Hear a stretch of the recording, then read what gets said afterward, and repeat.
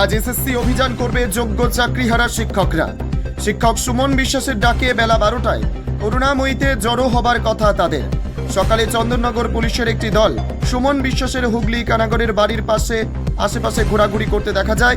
গত 18ই আগস্টও এসএসসি অভিযানের ডাক দিয়েছিলেন সুমন। সেদিন করুণাময়ী যাওয়ার আগে ভোরে তাকে আটক করে মগরা থানায় রাখে পুলিশ। বিকেলে তাকে ছেড়ে দেয়। সেই আশঙ্কা থেকেই গতকাল রাতেই সুমন বিশ্বাস বাড়ি থেকে বেরিয়ে যান।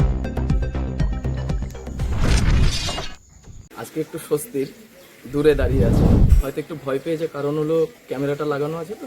যাই হোক, এটা কাম্য ছিল না, কারণ আন্দোলন করছে একজন, তার জন্য বাড়ির সবাই সাফার হবে, এটা তো কাম্য না। কারণ আন্দোলনটা কী জন্য করছে?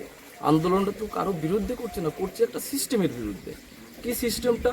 যখন তোমরা অযোগ্যদের লিস্টটা দিতে পেরেছো, তার যোগ্যদের লিস্টটা দিতে পারবে নিশ্চয়ই। যোগ্যদের লিস্টটা দাও।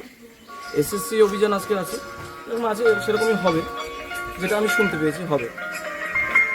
কিন্তু এসএসসি অভিযানটাকে বানচাল করার কোনো দরকার নেই। এসএসসি অভিযানটা কী জন্য? যে সিদ্ধার্থ মজুমদার মাননীয় চেয়ারম্যান, তার সঙ্গে সাক্ষাৎ, কিভাবে আমাদের মানে যারা যোগ্য চাকরিহারা তাদেরকে কিভাবে রক্ষা করবে সেই দাবিতে। এবার কি বলবো, আমাদের ফ্যামিলিকে সাফার করাচ্ছে। আজকে কি পুলিশ এসেছিল বাড়িতে? বাড়ি অবধি আসেনি, রাস্তায় ঘোরাঘুরি করছে। আর এখন দেখবেন এই সামনে একটা শিব মন্দির রয়েছে, কানাগড় হেলথ সেন্টার, ওখানে দাঁড়িয়ে আছেন, বাইকের উপর বসে আছে। আপনাদেরকে কিছু জিজ্ঞাসা করেছে? না, আমাকে কিছু জিজ্ঞাসা করেনি, কিন্তু বোঝাই যাচ্ছিল দাদা তো কলকাতায় চলে গেছে অলরেডি। আচ্ছা, তো দাদা ফোনটা বাড়িতে। কখন গেছে দাদা? দাদা কালকেই চলে গেছে। আজকে তাহলে অভিযান ওখানে হবে? হ্যাঁ, অভিযান হবে, কারণ সবাই জমায়েত হচ্ছে। আমি শুনলাম যতটা খবর, সবাই জমায়েত হচ্ছে, ওটা ঠিক সময় অভিযানটা হবে। দাদা কি ফোন রেখে গেছে বাড়িতে? হ্যাঁ, দাদা ফোনটা বাড়িতে রেখে গেছে। কারণ আগের দিন তো ফোন টেস্ট করে এরকম কিছু, সেটা হতে পারে, আর না হলে ভুল করে। আমি তো ঠিক বলতে পারবো না, ফোনটা দাদার কাছে নেই, আর দাদার সঙ্গে কথা হয়নি আমার। মানে আন্দোলনের জন্য কি পুলিশের সঙ্গে যোগাযোগ খেলা চলছে? হ্যাঁ, আন্দোলনটা দেখুন, আন্দোলন বানচাল করার জন্য পুলিশ তো আগের দিন দেখেছেন, আগের দিন আপনাদের মিডিয়া পার্সন সবাই ছিলেন, তখন এসে বাড়িতে বলছে, একজন এসছেন বলছে আইবির লোক বা এসবি এরকম কিছু একটা বলছে। তাকে জিজ্ঞাসা করা হলো কেন এসে, বলছে দেখতে এসছি। দেখার কি আছে বাবা, দেখার কি আছে? যদি তোমার প্রয়োজন হয় যে সুমনের নামে এই আছে ওই আছে, ডেকে নাও। প্রতিটা থানায় তো চিঠি পাঠাচ্ছে, সেখানে তো দেখা করছেন। এমন তো নয় পুলিশের সঙ্গে সংঘাতে যাচ্ছেন বা প্রশাসনের সঙ্গে সংঘাতে যাচ্ছেন, সেরকম ব্যাপার নেই। আগের দিনের ঘটনার পরে দেখছি বাড়িতে সিসিটিভি লাগানো রয়েছে তো। হ্যাঁ, আমাদের নিজেদের সেফটির জন্য। আগের দিন যেভাবে দরজা খোলার আগে মানে বুঝতেই পারছিলাম, আমি জিজ্ঞাসা করছিলাম স্যার ওয়ারেন্ট কোথায়, সার্চ ওয়ারেন্ট বা এয়ার ওয়ারেন্ট, যাই হোক, মানে যেভাবে আপনি গ্রেপ্তার করবেন সেই সব ওয়ারেন্ট দেখান। না দেখাতে পেরে গেটটা খুলে ভেতরে ঢুকে গেলেন।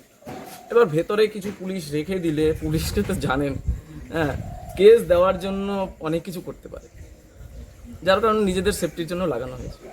দাদারা চাইছে কোনোভাবে পরীক্ষাটা না হোক, তাতে তুমি ফর্ম ফিল আপ করেছো, মানে তোমার অবস্থান কি? তোমার তো ক্ষতি। দেখুন, আমার ক্ষতি নয়, ক্ষতিটা আমাদের যারা আমরা এখন চাকরি প্রার্থী নতুন, তাদের এমনি ক্ষতি করে দিয়েছে।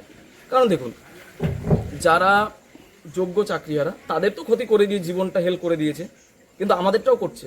কারণটা কি? আমরা যে পরীক্ষাটায় বসবো, পরীক্ষায় পাস করব, এই যে যারা ইন সার্ভিস, শুধু চাকরিহারাদের বললে হবে না, ইন সার্ভিস আপনারা জেনে থাকবেন, যারা চাকরি করছে বর্তমানে, যাদের ক্লেম নেই, তারাও কিন্তু এই পরীক্ষাটায় বসে। কারণ তারা বাড়ির কাছে আসার জন্য, তারা কিন্তু এক্সপিরিয়েন্সের জন্য 10 পেয়ে যাবে। আমরা কী পাবো?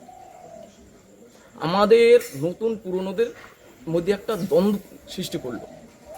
আমরা চাই যারা যোগ্য, আমি একজন চাকরি প্রার্থী হিসেবে বলতে চাই, যারা যোগ্য তাদের সসম্মানে, যোগ্যতার নিরিখে যোগ্য তালিকা দিয়ে তাদের সসম্মানে পুনর্বহাল করুক। পুনর্বহাল ঠিক নয়, ধারাবাহিকতা বজায় রাখুক, আর আমাদের জন্য ফ্রেশ রিক্রুটমেন্ট করুক। সুপ্রিম কোর্টের নির্দেশের পরে এটা কি সম্ভব? দেখুন, অসম্ভব বলে কিছু নেই, কোর্টের কাছে এখনো সময় আছে। না হলে অযোগ্য তালিকা দিতে বাধ্য করালো কি পারপাসে? এই একই পারপাসে তো যোগ্য তালিকাও দিতে বলতে পারেন।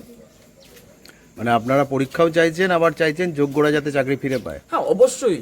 যারা শুনে থাকবেন, আপনারা তো জানবেন, যারা চাকরিহারা তারাও বলছে না যে আমরা পরীক্ষা দেব না, তারা বলছে কোর্টের রায় মেনে দিক, সুপ্রিম কোর্টের রায় মেনে দিক। তা তো করছেন না। আর আমরা চাইছি কি আমাদের ফ্রেশ রিক্রুটমেন্ট করুক, কোনো অসুবিধা নেই তো। আমরা তো মুখ্যমন্ত্রী বা প্রধানমন্ত্রী বা কারো বিরোধী নেই, আমরা চাকরি প্রার্থী।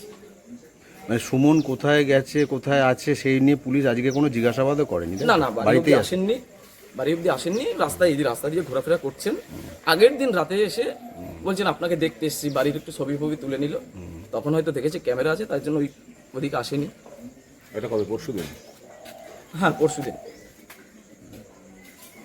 আপনার নামটা বলুন। আমার নাম সঞ্জয় বিশ্বাস।